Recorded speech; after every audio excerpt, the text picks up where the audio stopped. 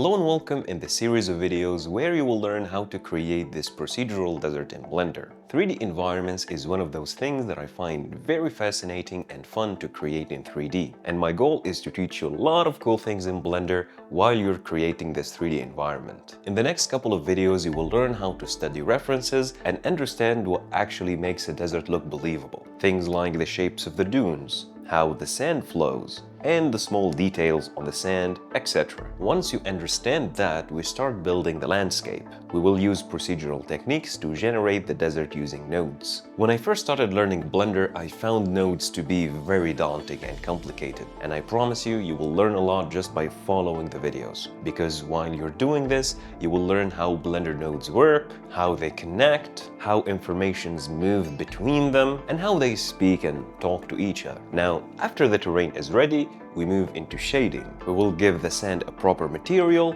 and surface details, and then we will build the environment around it. We will add a sky, adjust the lighting, and introduce a few extra elements to give the scene more life. Finally, we render the shot and finish with some compositing. By the end of the course, you will have a complete desert scene. But more importantly, you will have a much stronger understanding of procedural workflows in Blender. This is going to be very fun, and you can start watching it right now.